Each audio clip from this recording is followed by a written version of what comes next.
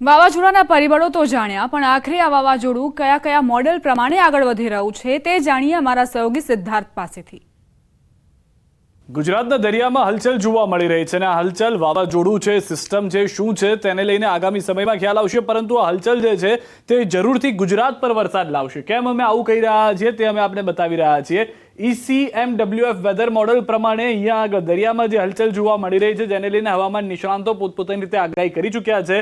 જેમ કે અંબાલાલ પટેલે કહ્યું છે કે આ વાવાઝોડું હોઈ શકે છે અને ગુજરાત પર તેની અસર જોવા મળી શકે છે, પરંતુ અત્યારના જે જાણકારી છે, જે રીતનું ECMWF વેધર મોડેલ જણાવી રહ્યું છે તે પ્રમાણે આ જે પરિસ્થિતિ છે તે પ્રમાણે 25 તારીખની આસપાસ દરિયામાં મોટી હલચલ જોવા મળશે અને ત્યારબાદ 26 થી 27 તારીખ થતા આ હલચલ કે જે ઓમાન તરફ પહેલા જતી જોવા મળી રહી છે તે શક્યતાઓ છે કે ફંટાઈ અને ગુજરાત તરફ આવી શકે છે, કારણ કે ત્યાંથી જે પવનો ફૂંકાઈ રહ્યા છે, અહીંયાથી આપ જોશો તો એ જે પવનો ફૂંકાઈ રહ્યા છે એ આ જે પણ સિસ્ટમ બની રહી છે કદાચ તે લો પ્રેશર હોઈ શકે, ડીપ ડિપ્રેશન હોઈ શકે કે સાયક્લોન હોઈ શકે છે, એટલે કે વાવાઝોડું હોઈ શકે છે, જે આગામી સમયમાં ખ્યાલ આવશે તે ગુજરાતના કેટલાક વિસ્તારોને અસર કરી શકે છે।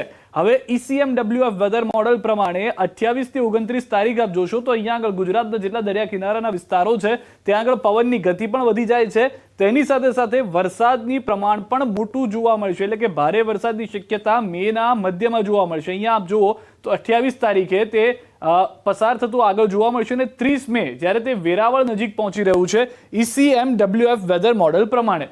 GFS વેધર મોડેલ પણ એવું કહી રહ્યું છે કે અહીંયા આગળ એક અરબ સાગરની તો વાત આપણે કરતા હતા, પરંતુ પશ્ચિમ બંગાળની ખાડી જે છે તેમાં પણ એક પરિસ્થિતિ જોવા મળી રહી છે કે જે સાયક્લોન હોઈ શકે છે, જેની અસર પણ ગુજરાત ઉપર થશે અને અહીંયા પણ જે ટકરાવાની શક્યતાઓ છે, પછી તે લો પ્રેશર હોય, વાવાઝોડું હોય કે પછી ડીપ ડિપ્રેશન હોય, કારણ કે કોઈ વિચાર્યું નહોતું કે મે મહિનામાં પણ વરસાદ થશે। આ તો કુદરત છે, કુદરતનો કોઈ ભરોસો નહીં ભાઈ। આ બની શકે કે લો પ્રેશર થઈને અટકી જાય, વાવાઝોડું થઈને આગળ વધે અને નુકસાન કરી જાય, પરંતુ અહીંયા જ એક બંગાળની ખાડીમાં પરિસ્થિતિ છે ત્યારે GFS મોડેલ પ્રમાણે 29 તારીખે અરબ સાગરની અંદર પણ ગુજરાતના દરિયા કિનારાના વિસ્તારની અંદર પણ એક સિસ્ટમ એક્ટિવ થતી જોવા મળી રહી છે અને આ જે છે તે ચક્રવાત બને છે કે કેમની છે પરિસ્થિતિ તે જોવું મુશ્કેલ છે, પરંતુ મહારાષ્ટ્રના મોટાભાગના વિસ્તારો જે દરિયા કિનારે આવેલા છે, ખાસ કરીને મુંબઈ અને ગુજરાતના દરિયા કિનારાના જે વિસ્તારો છે તેને પણ આ અસર કરશે। અત્યારના GFS પ્રમાણે તે મુંબઈ સાથે ટકરાઈ શકે છે અને મુંબઈ સાથે ટકરાયા બાદ ત્યાં ભારે વરસાદ થઈ શકે છે, કદાચ વિચાર્યો ના હોય તેટલો મોટો વરસાદનો આંકડો જે છે તે જોવા મળી શકે છે।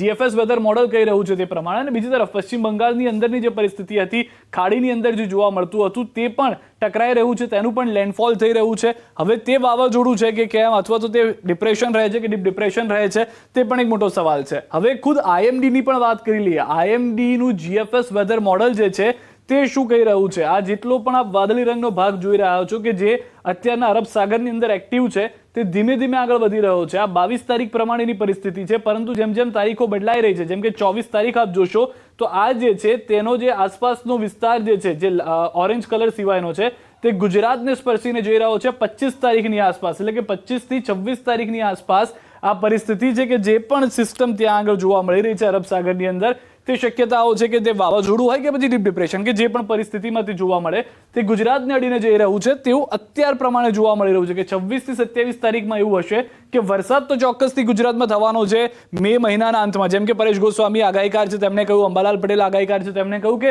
મેના એન્ડમાં સારો એવો વરસાદ જોવા મળશે, પરંતુ હવે આ વાવાઝોડું આવે છે કે તેની પરિસ્થિતિ શું થાય છે તે એક મહત્વનું પાસું ભજવે છે। તો આ તરફ ઉત્તર ગુજરાત માટે મહત્વના સમાચાર પ્રાપ્ત થઈ રહ્યા છે। ખેડૂતોને સિંચાઈ માટે ધરોઈનું પાણી નહીં મળે। ધરોઈ ડેમમાં હાલ 42% પાણીનો સંગ્રહ, ધરોઈમાંથી પીવા માટે પાણી અપાશે। મેન્ટેનન્સના કારણે કેનાલો મારફતે અપાતું પાણી બંધ કરવાની ફરજ પડી છે। ખેડૂતોને લઈને આ મહત્વના સમાચાર પ્રાપ્ત થઈ રહ્યા છે, કારણ કે ધરોઈ ડેમનું પાણી જે સિંચાઈ માટે પૂરું પાડવામાં નહીં આવે। હાલ 42% પાણીનો સંગ્રહ છે, પરંતુ તેમાંથી પીવા માટે પાણી અપાશે। મેન્ટેનન્સના કારણે કેનાલો મારફતે આ પાણી અપાતું બંધ કરાયું છે। મેન્ટેનન્સ થઈ જાય તે બાદ કેનાલોથી પાણી અપાતું શરૂ કરાશે। ઉત્તર ગુજરાતના ખેડૂતો માટે ખરેખર આ મહત્વના સમાચાર।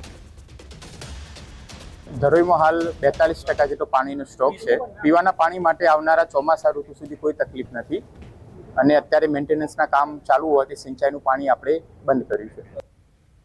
પાટણથી સમાચાર સાંતલપુરમાં યુજીવીસીએલની બેદરકારી વીજ વાયર સાથે પોલ ધરાશાયી રહેણાંક મકાન ઉપર વીજ પોલ ધરાશાયી સદનસીબે ઘટનામાં કોઈ જાનહાનિ નથી સર્જાઈ વીજ પોલને લઈ વારંવાર રજૂઆત કરાઈ હતી રજૂઆત છતાં યુજીવીસીએલે બેદરકારી દાખવી હોવાના આરોપ મૂકવામાં આવ્યા છે તો સાંતલપુરમાં રહેણાંક મકાન ઉપર વીજ પોલ ધરાશાયી થયાની ઘટના બની છે યુજીવીસીએલની બેદરકારીના કારણે આ વીજ વાયર સાથેનો પોલ ધરાશાયી થયો જોકે સદનસીબે આ પોલ ધરાશાયી થયો તે દરમિયાન ત્યાં કોઈ હાજર ન હતું એટલે જાનહાનિ ટળી ચૂકી છે।